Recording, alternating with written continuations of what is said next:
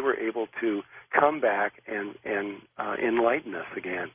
And so that the members of the Great White Brotherhood, who were actually eternal beings at this point, went out dressed in ordinary clothes like everybody else was wearing at that point, and began to teach. And they taught the Sumerians, they taught the Egyptians. And if you look at Egyptian history, it is an impossible history. Anybody that really knows the history of Egypt knows that something truly amazing took place. They call it stair-step history. Yeah. Because in a single day, they will learn everything that took thousands and thousands and thousands of years to learn. They learn it in one day. And then a year or so will go by, and then suddenly they learn everything about something else. And that's because the Ascended Masters were giving us our knowledge back again, because they knew that what had happened. Here we are now, 13,000 years later, and we are about in for a really big surprise, and it's a good one. Well said, and I can't wait. Let's go to Los Angeles. Hey, Brian, you're up with us. Hi. Hey, George. I was wondering if I could ask Drunvalo, if the 2012 change is going to be about a connection with the heart, why am I feeling the physical desire to move my home, my life, and my family? Second question, who are angels and why are they visiting me? And the third, have you ever heard anything about the Southern Ohio Indian Serpent Mound? Okay. I'm getting tired. What was the That's first okay. question? You only got 4 more minutes, and you're done. Yeah, I know, First question is, I'm gonna make it. why does he have this feeling of moving, of having to get away? There's a very, very good chance that Edgar Cayce is correct, and that the pole shift that's going to happen, you may see parts of California disappear. You're going to see tidal waves like you can't imagine. If Ross's Shelf goes into the water and you have a piece of ice almost 2 miles high sliding in, how big would that wave go, and how far would that reach around the world?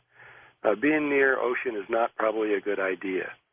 But on the other hand, we are beings different than what we think we are, and we can survive in ways that we will remember at the right time. We're much older. We're really ancient.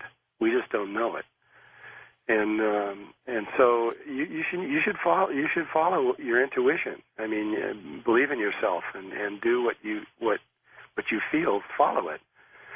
And what was the other one? Next one was angels. Oh, the angels.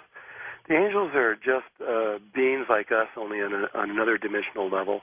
The dimensions. There's 144 different dimensional levels in this octave of universes, and we're in the third one right now, and they're in the fourth one. It's just a different frequency. It's no big deal. And it's just like changing the television station. When you get change the frequency, you get a different image. And they are very close to us, and in ways that we can't quite see yet. But every human being is connected intimately with at least 2 angels. Last one, mounds in Ohio. Well, I'm aware of that one, and I've had certain indigenous tribes talk to me about it. And I'm aware of the ones in Cahokia, Illinois. It's right across from St. Louis. There's several out there, and they're really, really important to these tribes. But it's been so long that I don't remember. That's a Glenn Kimball question, too, so we'll get that to him one day. Let's take 1 or 2 more. Let's go to Coshada, Louisiana. Stephen. Go ahead, Stephen. Hi, guys. Hi.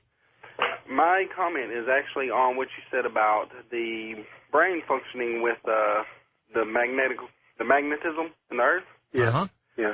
If that's true, then that completely makes sense with evolution in 2012, because it could alter the way our brains function and ultimately cause us to use more than 10%. When it's reconnected to the heart back in the way that it was a long time ago, we function on 100%. But we will do very similar things like what the dolphins and the whales do. They actually function on half of their brain for a while and half of their brain for the other while. It's their way of sleeping. And we're going to enter into a completely different pattern of existence than we are right now, and this is a very positive thing. We're not going into a negative thing right now. We really are entering into a very, very positive experience that's about to happen. Very good. Let's get your website out, Drunvalo. It's my website is just onelotus.net, or it's Drunvalo.net. That's how you pronounce your name, Drunvalo. I've been calling you Drunvalo. Yeah, it's okay. That's pretty close, though, for me. Yeah, I don't even care anymore. All over the world, they pronounce it a million different ways. But I've got Melchizedek right on. Yeah, that's right. That's. Yeah, I've heard that one every way, too. Well, good luck in everything you do. You've got friends here, so whenever you need us, you let us know. Yeah, okay, George. I really appreciate all of this, and I hope that it's helped everybody. You keep in touch with us. I will. Okay, thank you very much.